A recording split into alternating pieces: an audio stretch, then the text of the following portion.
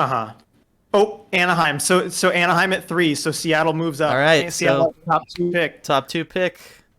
Yep. Yeah. Based on those odds, I figured there was little chance that they were 3 exactly. Buffalo picks number 1. Seattle number All 2. right. You know what? Top 2 is good. Top 2 is Compared to how good. Vegas Sabres, did. and you know what? Sabres, like, yeah, Sabres.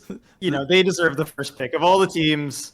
You know that's not so bad. Yeah, the Sabres definitely earned that. I think that's fair to say. And And they're out of the conference. it's all way better than Vegas did their first year, where they got stuck at sixth. So Yes, we're well ahead of the game when it comes to the expansion teams as far as their first NHL entry draft. So can't complain yes, too much there. absolutely.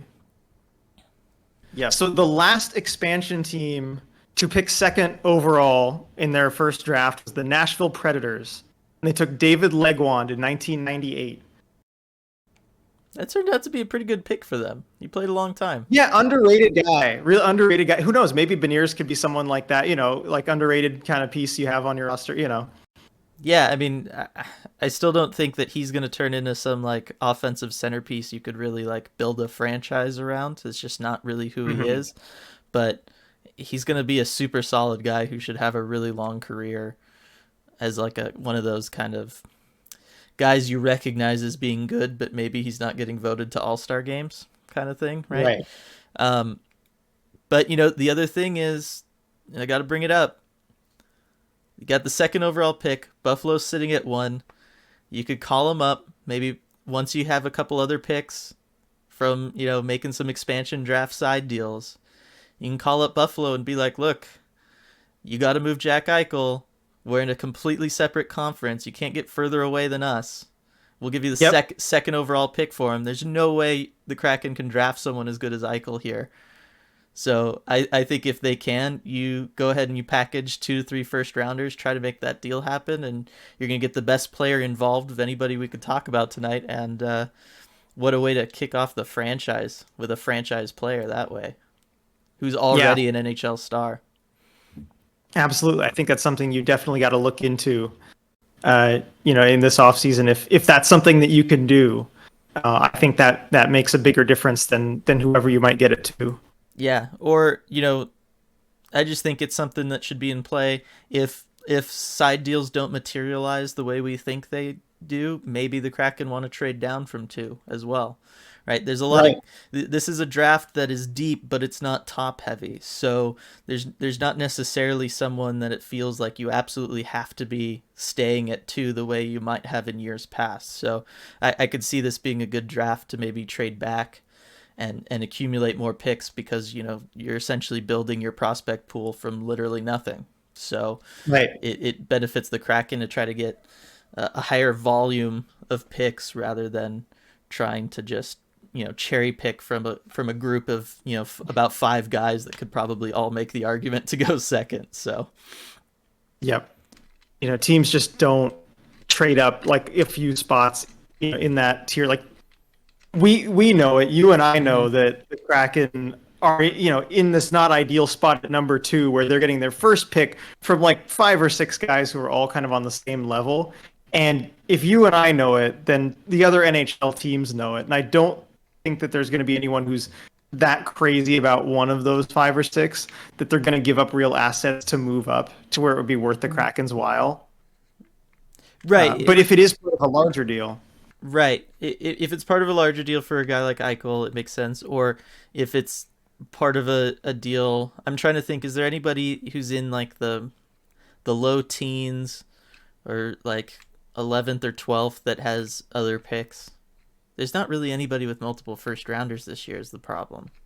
Columbus has a few, but the other ones are later. And Yeah. Columbus, I think, will be 5. Yeah. So So it doesn't make sense. trade from 5 to 2, I wouldn't give up one of my other first rounders, even though that's probably what it would cost.